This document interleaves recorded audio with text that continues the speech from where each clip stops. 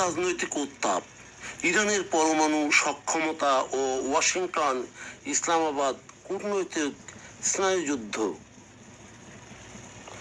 বন্ধুগণ, মধ্যপ্রাচ্যে চলমান তীব্র সামরিক ও কূটনৈতিক উত্তেজনার মধ্যেই ইরানের পারমাণবিক কর্মসূচি নিয়ে এক নতুন ভূ রাজনৈতিক আলোড়ন সৃষ্টি হয়েছে। মার্কিন কেন্দ্রীয় গোয়েন্দা সংস্থা সিআইএ এর সাবেক বিশ্লেষক ল্যারি জনসনের একটি সাম্প্রতিক দাবিকে কেন্দ্র করে ওয়াশিংটন, ইসলামাবাদ ও তেহরানের মধ্যে কূটনৈতিক স্নায়ুযুদ্ধ নতুন মাত্রা পেয়েছে। ল্যারি জনসনের দাবি, ইরান নিজেকে একটি পূর্ণাঙ্গ পরমাণু শক্তিধর রাষ্ট্র হিসেবে ঘোষণা করার একেবারেই দ্বার প্রান্তে রয়েছে এবং দেশটি খুব শীঘ্রই একটি পরীক্ষামূলক পরমাণু বোমার বিস্ফোরণ ঘটাতে পারে। দাবির নেপথ্যে জার্জিং ফ্রিডম পডকাস্টের তথ্য।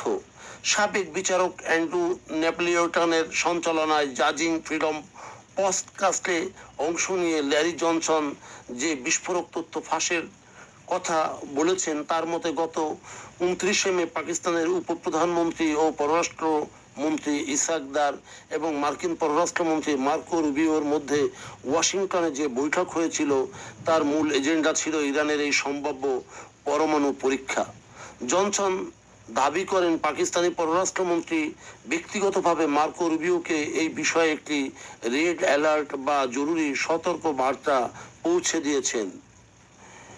একই সুর শোনা যায় প্রখ্যাত ভূ রাজনৈতিক বিশ্লেষক পেপে এসকোবারের কণ্ঠেও।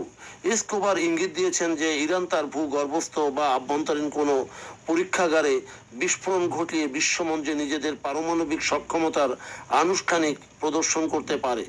ল্যারি জনসনের সূত্র মতে, ইরানের প্রেসিডেন্ট মাসুদ পেজেশকিয়ান স্বয়ং পাকিস্তানের প্রধানমন্ত্রী শাহবাজ শরীফকে এই অগ্রগতির বিষয়টি আনুষ্ঠানিকভাবে অবহিত করেছিলেন। ইসলামাবাদের তীব্র প্রতিক্রিয়া ও কূটনৈতিক অবস্থান।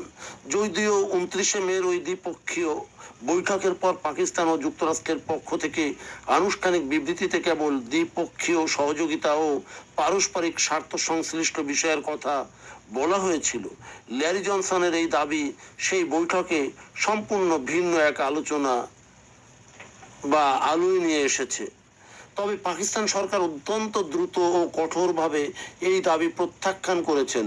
ইসলামাবাদের পররাষ্ট্র মন্ত্রণালয়ের এক বিবৃতিতে ল্যারি জনসনের দাবিকে সম্পূর্ণ অনুমান নির্ভর ও মিথ্যা বলে আখ্যায়িত করেছে। পাকিস্তানের পক্ষ থেকে স্পষ্ট করা হয়েছে যে ইরানের পারমাণবিক কর্মসূচি নিয়ে কোনো গোপন বা কৌশলগত প্রতিবেদন তারা যুক্তরাষ্ট্রের সাথে শেয়ার করেনি। আঞ্চলিক প্রেক্ষাপট ও চলমান উত্তেজনা।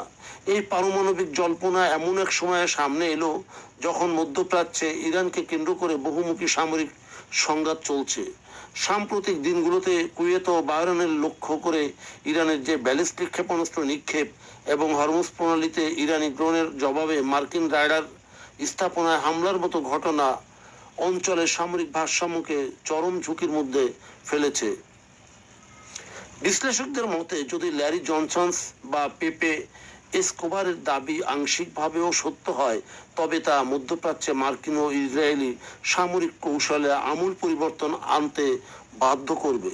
বিশেষ করে পেন্টাগন যখন সম্প্রতি যুক্তরাষ্ট্রের উপর ইসরায়েলি গুপ্তচর বৃত্তির হুমকি সর্বোচ্চ স্তরে উন্নীত করেছে, তখন ইরানের এই সম্ভাব্য পরমাণু অগ্রগতি ওয়াশিংটনের জন্য এক নতুন কৌশলগত মাথা ব্যথার কারণ হয়ে দাঁড়াবে। বন্ধুগণ, যদি আমাদের এই তথ্য গল্প আপনার ভালো লাগে তাহলে লাইক এবং শেয়ার দিন এবং এখন আজ আমাদের সঙ্গে থাকার জন্য ধন্যবাদ। আমাদের ফলো দিন এবং সাবস্ক্রাইব করুন।